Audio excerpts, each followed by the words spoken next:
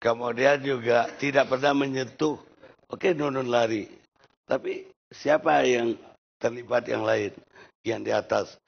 Bahkan Nunun pun saya kira nggak ada kepentingan memilih Miranda Gultom.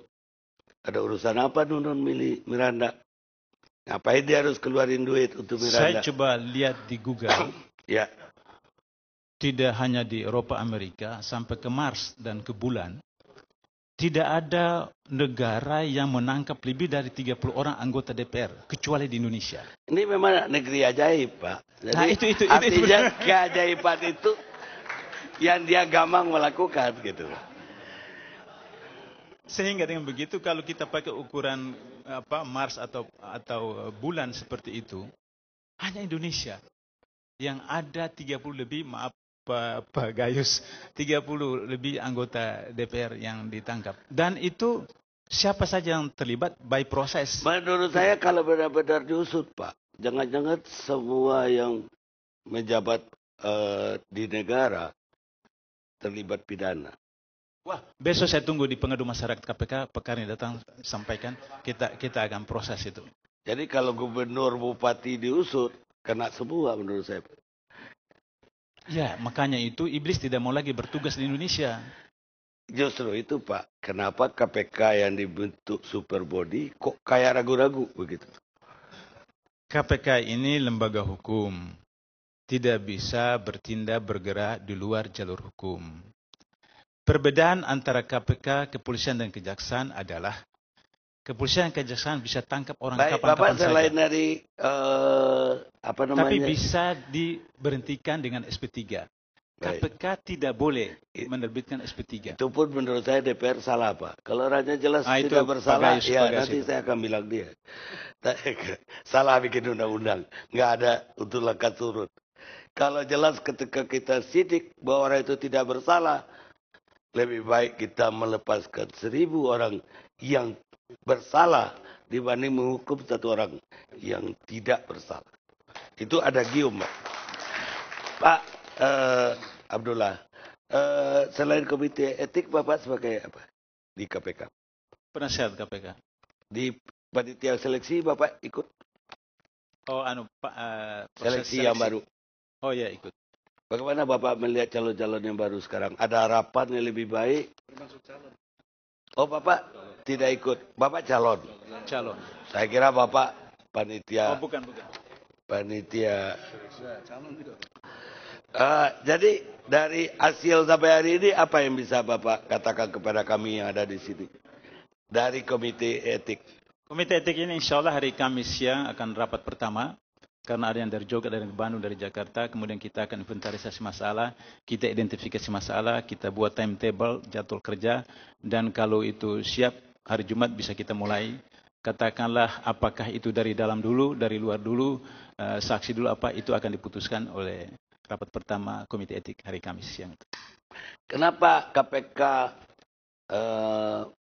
meminta Bapak yang mewakili seluruh pimpinan KPK untuk hadir hari ini? Jadi yang lain tidak boleh hadir karena Pak Abdullah yang mewakili kita. Oh, itu sudah diputuskan dalam Rapim bahwa menyangkut komite etik yang bisa bicara hanya ketua komite etik. Itu kewenangan diberikan oleh Rapim untuk saya. Yang bisa bicara tentang komite etik hanya ketua komite etik. Enggak, kita tidak hanya sekedar apa yang terjadi di komite etik. Tapi kenapa sampai DPR atau ketua DPR meminta KPK dibubarkan. Walaupun pakai kalau tidak ada yang kredibel. Kita ingin juga dapat tanggapan dari KPK terhadap pernyataan itu. Saya kira ide Pak Marzuki itu brilian. Kenapa? Ya, untuk membubarkan KPK itu ide brilian itu. Kenapa, Pak? Karena yang biasa yang punya ide di brilian itu kan iblis, setan, apa dan seterusnya itu. Jadi karena itu maka saya sarankan Pak Marzuki itu bisa mengajukan kepada praksinya. Praksinya itu mengajukan ke komisi. Di DPR itu ada badan legislasi. Nah, undang-undang itu dibuat oleh pemerintah dan DPR atau inisiatif DPR. Nah, majukan. Sehingga mudah-mudahan 2012 atau 2013 balik DPR itu ada program pembubaran KPK, bukan pembubaran, undang-undang meninjau kembali eksistensi KPK. Jadi melalui undang-undang. Kalau melalui undang-undang itu kan ilmiah, proses legislasi. Sehingga nanti kita dengar pembahasannya di Panja, di Pansus dan seterusnya. Apa menurut Bapak idenya Pak Marzuki memaafkan koruptor supaya kembali ke bawa uangnya dan kemudian dipajak? Itu brilian juga. Itu ide sah-sah saja, tapi harus merujuk kepada undang-undang. Undang-undang 3199 untuk Undang-Undang 2001 sudah menetapkan 30 bentuk korupsi dengan sanksi pidananya, sanksi denda. Sudah ada. Jadi Pak Marzuki mau usul apa saja silahkan saya, tapi amandemen dulu Undang-Undang 3199. Tapi tidak ada dalam undang-undang itu pasal yang mengatakan dimaafkan tuh.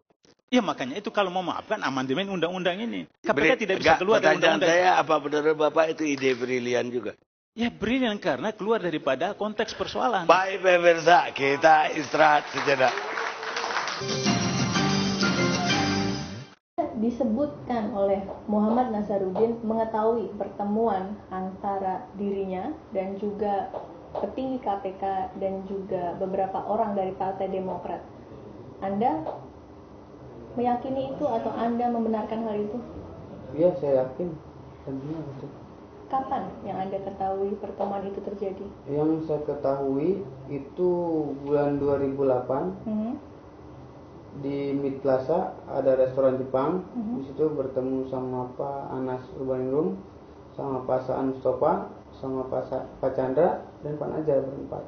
Pada tahun 2008. 2008 yang saya tahu, yang saya ingat. Selanjutnya, apakah ada pertemuan lain yang melibatkan beberapa tokoh tersebut? Ada. Di mana? Di apartemen Casablanca. Di situ ada restoran Jepang. Nah, di situ bertemu Pak Chandra dan Pak Najar berdua aja. Pak Chandra dan Pak Nasaruddin bertemu di apartemen Casablanca. Itu terjadi pada tahun berapa? Tahun 2009 awal kalau tidak salah. 2009 awal. Selanjutnya, apakah ada pertemuan lagi? Ada sama Pak Johan Budi, sama Pak Ade Raharja ada. Anda menyebutkan nama Johan Budi, Ade Raharja, kemudian Chandra Hamzah, Benika Harman. Apakah Anda tahu sosok-sosok itu? Tahu. Karena Pak Johan Budi kan masih anggota KPK. Pak Ade Chandra sama anggota KPK juga, Pak Chandra. Sementara Pak Beni kan ketua Komisi 3. Anda kenal wajah-wajahnya? Kenal. Dari mana Anda kenal? Saya ngeliat di TV aja. Melihat di TV? Iya, saya melihat di TV. Pak Nasaruddin menyebutkan pernah ada pertemuan antara dirinya dan juga Benika Harman dan juga Chandra Hamzah di rumahnya. Anda mengetahui itu? Mengetahui. Kapan itu terjadi? Itu 2010. 2010 bulan? Bulannya pertengahan bulan.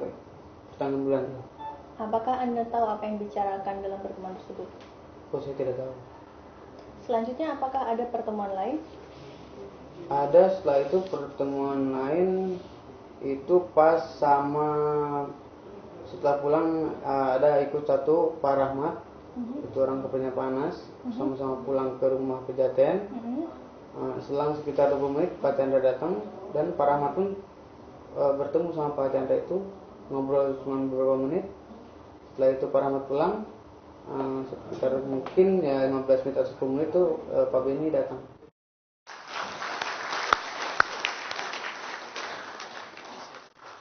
Pemirsa, kita masih bersama Jakarta Lawyers Club.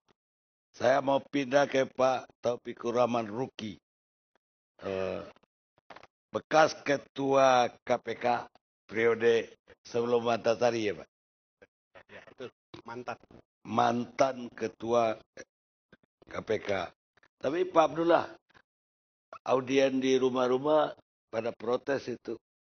Pak Abdullah kurang tegas katanya. Lewat Twitter. Saya barusan buka Twitter. Nanti tegaskan oleh Pak Taufikur. Bukan, Bapak sebagai calon ketua yang baru, mereka berharap lebih firm gitu. Kan baru calon itu lah, baru calon. Ya mana tahu terpilih kan. Nah, nanti kalau sudah terpilih baru tegas. Baru. Baik, Pak Taufikur Rahman Ruki, Pak Ruki aja ya. Iya. Pak Ruki, Bapak apa perbandingan KPK yang zaman Bapak dengan KPK yang sekarang? Menurut Bapak lebih efektif dan lebih lebih tegas mana antara zaman Bapak dengan yang sekarang? Harus jujur saya mengakui bahwa KPK periode kedua ini lebih bagus, lebih berani. Lebih berani dan lebih banyak produktivitasnya. Ya. Tetapi kenapa? Karena waktu KPK jilid pertama itu konsentrasi kita kepada capacity building. Bagaimana membangun organisasi yang kuat, bagaimana membangun SOP yang bagus, sehingga mampu bekerja. Setelah mereka mampu bekerja, dimanfaatkan oleh jilid kedua. Jilid kedua lebih operasional. Operasional dia lebih bagus. Lebih penindakan. Ya.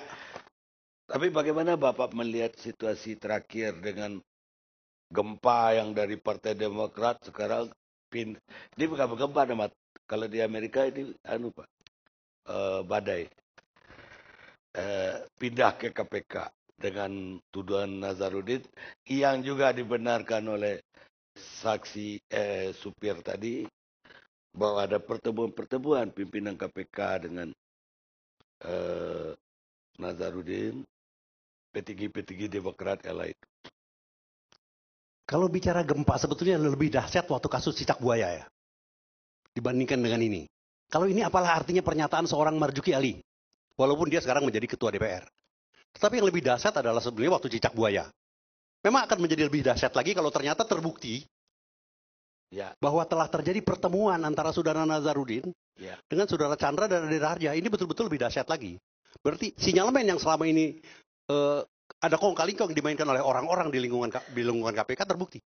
Ini yang lebih berat lagi sebetulnya. Waktu zaman Bibit dan Chandra malah tidak terbukti bahwa ada permainan antara Bibit Chandra dalam kasus. Tapi sekarang dengan proses yang bergulir ini, kok ada saksi supir, ada tudingan Nazarudin sendiri.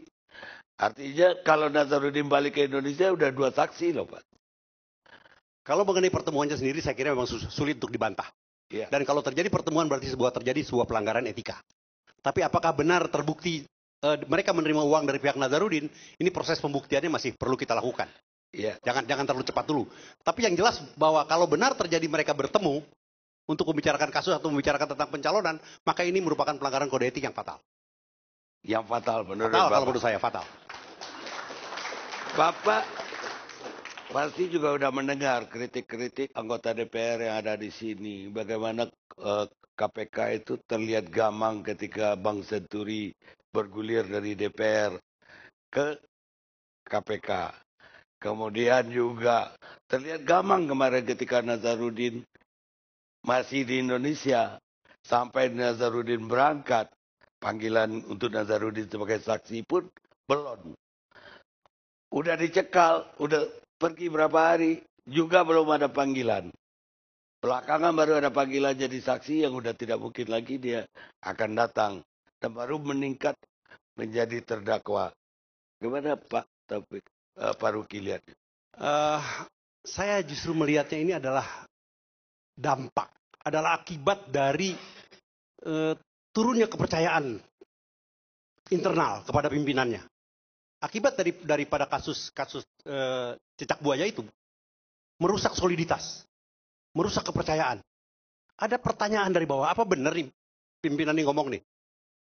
Walaupun itu yang membuat tindakan-tindakan menjadi tidak firm. Deponering udah penghentian penuntutan oleh Kejaksaan Agung. Dari aspek hukum ya, tapi dari aspek psikologis. Jadi, mereka tahu. Jadi tidak ada trust lagi kepada atasan, begitu. Itu yang mengakibatkan mengapa tindakan-tindakan ini menjadi kelihatan gamang dan terlambat selalu melakukan.